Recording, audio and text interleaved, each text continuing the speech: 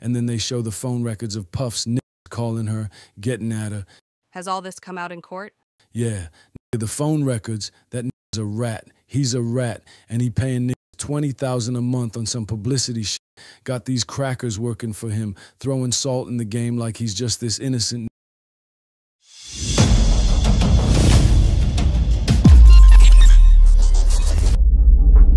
After 3 days of deliberations, the jury now appears to be focusing on the gun possession and bribery charges against Sean Puffy Combs.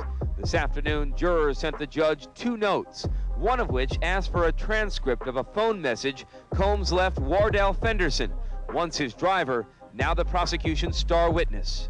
During the trial, Fenderson testified that Combs was armed the night of the shooting at Club New York, and later pressured him to claim ownership of a pistol police found when they pulled over Combs' Lincoln Navigator as it fled the shooting. And I just want to make you feel like comfortable, you know what I'm saying? Make your family feel comfortable.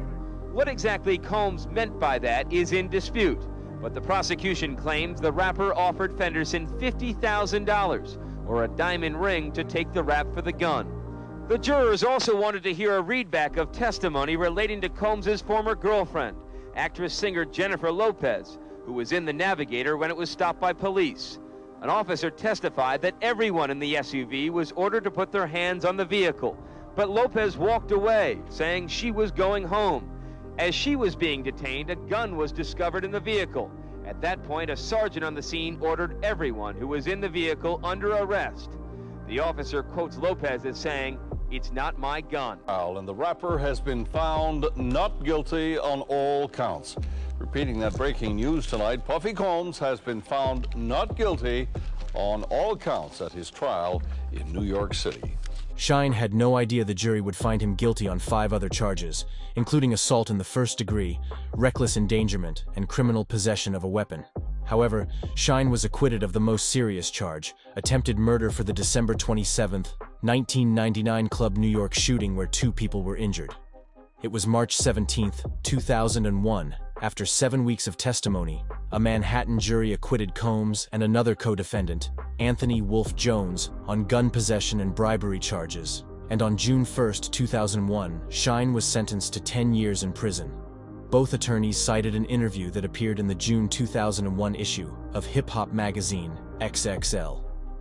The DA for the case, Bogdanos, read an expletive-laden section in which Shyne asserted that Puffy acted like a snitch and a rat during the trial. Combs said in a statement, "Shyne's sentence is unfair and extreme, as I know he had no intention of hurting anyone. My prayers are with him and his family. I'm shocked by today's outcome. I will continue to support Shyne throughout his appeal." Natania Rubin, the most seriously injured of the 3 shooting victims, addressed the court. Rubin, who still has 7 bullet fragments in her head, read a statement in which she noted that she continues to suffer from seizures, headaches, hair loss, dizzy spells, and severe depression. When the judge announced the sentence, Natania Rubin exclaimed, "Thank you, Jesus," and several women in the courtroom burst into sobs. As Barrow was led out in handcuffs, friends and family called out, "I love you, Shyne." Shyne spoke to XXL in the midst of the trial's turmoils. It was a few days before closing arguments. Here is a part of that interview that was published in June of 2001, reconstructed in AI. It seems that more than one gun was fired in Club New York that night. Why do you think you're the only one who's been indicted with attempted murder and assault? That's just how they be living, playboy. Them kids don't come to play. You get caught up in their backyard, they gonna jam you. The DA can charge you with anything. If he had an inkling, he could have charged me with murder. Anybody can get indicted on anything. Keep it all the way real. And the DA ain't come in there with goodwill. 2 shots fired from the burner I had. I did have a gun, but that don't mean I tried to kill nobody. Niggas was busting at me. Niggas tried to kill me, and I was just trying to defend myself, and I still ain't even aim at nobody. I just shot up in the sky like, "Yo, man, let me get up out here." You fired twice? Yeah, I mean, niggas is saying they heard 7 shots. That means, yo, it was 2 more guns fired, and I didn't even fire first. All these people claiming that as soon as they heard the shots, they got hit. So that means somebody else hit them, man. And the ballistics experts is talking about, yo, it could be a .40 caliber that hit these people. You know, the fragments in Honey's Natania Rubin face could add up to a .40 caliber. And they saying that she didn't get hit with a direct shot, because if she did, she'd have died. Whose ballistic expert was that? The DA's ballistics expert and my ballistics expert. Witness David Kubaletti said that man standing next to Matthew Scar Allen, the man arguing with you and Puffy, fired his gun toward the ceiling. Did you see that? Yeah. Do you know who that was? I ain't gonna get into all that, Playboy. I don't remember. It was a long time ago, but somebody tried to kill me up in there that night. Well, why don't you walk me through it? The way it's been reported you, Puff and Jennifer and Wolf were leaving the club. Man, yeah, I mean, Playboy, I'ma keep it real with you. My co-defendant is a snitch. You know, he's a rat. I'm not a rat. I'm not gonna sit up here and break everything down, cause I ain't get on the stand and break everything down. Even though Puff called a witness to testify against me that the nigga knew was lying. Which witness was that? He knew this bitch was lying, Puff. Which witness was that? Club bouncer Charisse Myers. This talking about she pulled him down to the ground. That's a lie. In her statement to the police, she ain't say that. The police asked her, why didn't you go break the shit up? She was like, yo, I couldn't get over there because it was 20 people pinning me to the wall. You understand? Then she get up on the stand and talk about she was right next to Puff, and she tapped Puff and said, let's get out of here. That's when she seen me fire. So if that ain't a lie, then I don't understand it. Not only did she not give that statement to the police when the shit first jumped off, but Puff's own witnesses contradicted her. They asked, yo, this bitch was 6'1", like 250, and nobody seen her over there. None of the DA witnesses, none of my witnesses. Has anyone stood up in court and said she's lying?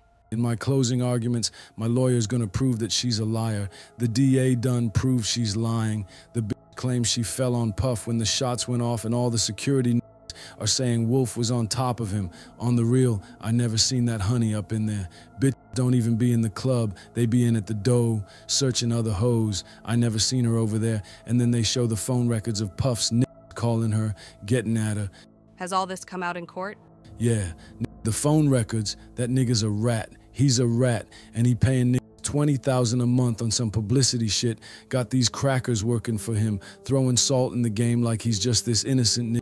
And I'm not saying what Duke did, cause I'm not a rat. I ain't gonna go his way.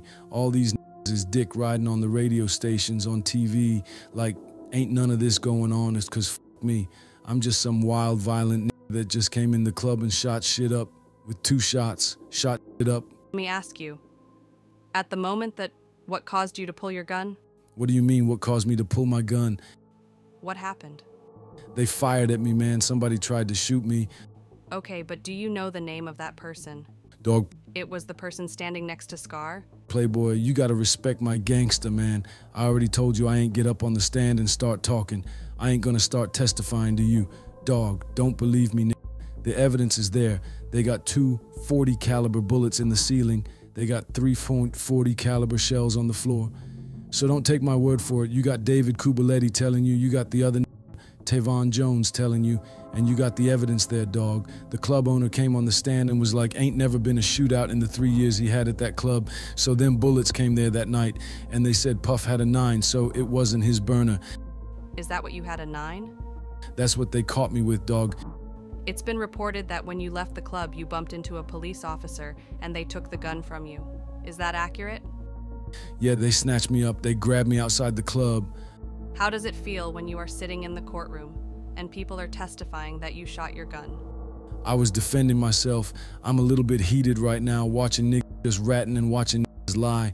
Ain't one nigga come up in the courtroom and just told the truth, you know what I'm saying? Ain't one nigga come up in there and say, yeah, he pulled out his gun, he fired in the air after them kids shot at him.